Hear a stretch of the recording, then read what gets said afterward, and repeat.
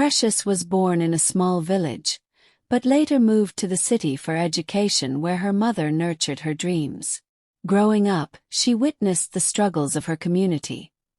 Corrupt politicians embezzling funds, leaving schools underfunded and hospitals ill-equipped. Her parents, though poor, instilled in her a love for learning and a desire for justice. Precious's curiosity and determination flourished, and she vowed to use her voice to challenge the status quo. She excelled in school, earning top grades and a scholarship to the prestigious University of Lagos, where she embarked on a journey to become a lawyer.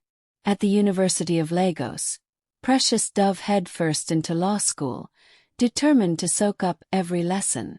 She joined the student union, advocating for students' rights and organizing protests against campus corruption. Her sharp mind and quick wit earned her recognition from professors and peers alike. One day, while researching in the library, Precious stumbled upon a group of students discussing a high-profile corruption case. The defendant, a prominent politician, was accused of embezzling millions. Precious listened intently, her anger growing. "That's the man who diverted funds meant for our village's hospital," she exclaimed. "My friend's mother died waiting for treatment." The group's leader, a charismatic student named Tund, noticed Precious's passion. "Join us," he said. "We're building a movement to hold politicians accountable." Precious hesitated, weighing her academic workload against her desire for justice. Precious joined Tund's movement, and together they organized rallies, petitions, and awareness campaigns. They met with student leaders, community activists, and whistleblowers, gathering evidence and testimonies. As Precious delved deeper into the corruption case, she faced resistance from unexpected quarters. University administrators warned her to focus on academics. Politicians' allies tried to intimidate her. Some classmates questioned her methods. Undeterred, Precious poured her energy into the movement. Tund became a close friend and mentor, guiding her through the complexities of activism. One night, while reviewing documents, Precious stumbled upon a shocking revelation. The corrupt politician, Chief Adeleke, had ties to the university's governing council. She shared her findings with Tund. "This changes everything," he said. "We can expose the university's complicity." Precious and Tund decided to gather more evidence before going public. They interviewed whistleblowers, scoured financial records, and documented suspicious transactions. One evening, while reviewing files, Precious received a cryptic message. "Meet me at the old cafe on Campus Road. Come alone." The message was unsigned, but the words sent a shiver down Precious's spine. She confided in Tund. "Could be a trap," he warned. "Don't go." But Precious's curiosity won out. Precious decided to confide in Tund, and together they went to the meeting, cautious but curious.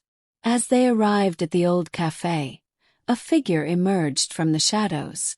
"It's Nana," Precious whispered, recognizing a former university staff member. Nana's eyes darted around before focusing on Precious and Tund. "I've been watching you, Precious," Nana said. "Your determination is admirable. I have evidence that can bring down Chief Adeleke." Nana handed Precious a folder containing documents and recordings. "But there's a catch," Nana warned. "I want immunity. I was coerced into helping Adeleke, but I can make it right." Precious and Tund exchanged skeptical glances. They needed time to process Nana's offer. "Immunity is a big ask," Precious said. "What makes you think you deserve it?" Nana's eyes dropped, her voice barely above a whisper. "I was desperate. Adeleke threatened my family. I had no choice." Tund's expression softened slightly. "We'll consider it," he said. "But first, we need to verify the evidence." Nana nodded, handing over the folder. That night, Precious and Tund pored over the documents and recordings. The evidence was damning. Proof of Adeleke's embezzlement and money laundering. But could they trust Nana? The next morning, Precious received a call from an unknown number. "Precious, don't trust Nana," a gravelly voice warned. "She's playing both sides." Precious's heart skipped a beat. "Who is this?" she demanded. The line went dead. Precious's mind raced. Who was the mysterious caller, and what did they want? She shared the warning with Tund. "We can't ignore this," Tund said. "Let's dig deeper on Nana's past." Their research revealed Nana's family had ties to Adeleke's business empire. "This changes everything," Precious said, unease creeping in. Tund nodded. "Confronting Nana now could be risky. We need solid proof." That evening, Precious received another call from the unknown number. "Meet me at the old warehouse at midnight. Come alone." Precious hesitated, unsure what to do. Precious decided to take a risk and attend the meeting alone. At midnight, she arrived at the abandoned warehouse, her heart pounding. As she entered, a figure emerged from the shadows. "It's Amma, Adeleke's personal assistant," Precious whispered to herself. Amma's eyes darted around nervously. "I've been watching you, Precious. You're getting close to the truth." Suddenly, footsteps echoed outside. Amma's eyes widened. "Odili's men. Run!" Precious sprinted out of the warehouse, Amma following closely. They dodged through alleys, finally reaching safety. "What do you know, Amma?" Precious asked, breathless. Amma hesitated. "Adeleke's involved in something bigger than embezzlement. Human trafficking. Nana's evidence is genuine, but..." Amma's voice trembled. "She's working with Adeleke to frame others. You're in grave danger." Amma's words shook Precious to her core. She knew she had to act fast. "Amma, join me in this fight," Precious urged. "Together we can bring Adeleke down." Amma nodded, determination etched on her face. "I'll gather evidence from the inside. But we need to move quickly." With Amma on board, Precious and Tund devised a plan. They created a secure communication channel with Amma, who began sending incriminating documents and recordings. Next, they contacted a trusted journalist, Kofi, to help expose Adeleke's trafficking ring. As the story broke, public outrage erupted. Adeleke's empire began to crumble. But Adeleke wouldn't go down without a fight. "Precious, you'll pay for this," Adeleke snarled in a menacing phone call. Precious stood firm. "We have evidence, and we won't back down." Just as Adeleke's threats intensified, Precious received unexpected support. A mysterious organization, the Guardians, contacted her. "We've been watching you, Precious," their representative said. "We'll provide protection and resources." The Guardians, a secret group of influential individuals, had been fighting corruption for years.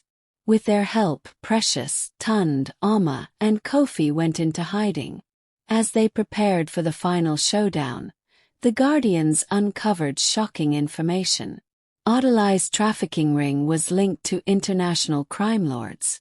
"This goes far beyond Nigeria," the Guardians' representative warned. Precious realized the stakes were higher than ever.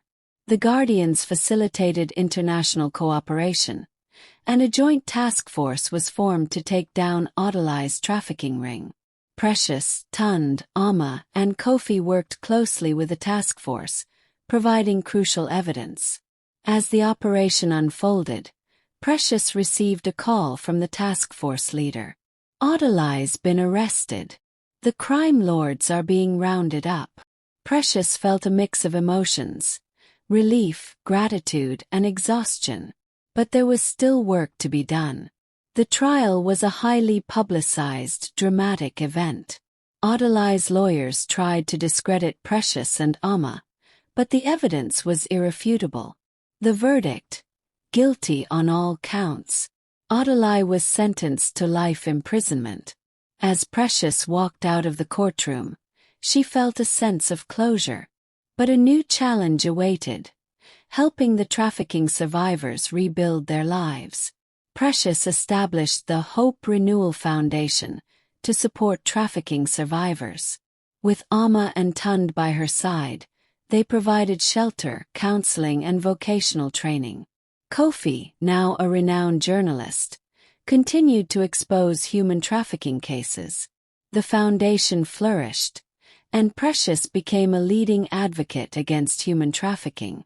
Years passed, and Precious's work impacted countless lives. One day, a young girl, once a trafficking victim, approached Precious. "Thank you for giving me a second chance," the girl said, tears in her eyes. Precious smiled, knowing her journey had made a difference. As she looked back, Precious realized her courage had sparked a movement. Her resilience had inspired others. Her determination had brought justice. And her compassion had healed wounds. Precious's legacy would endure.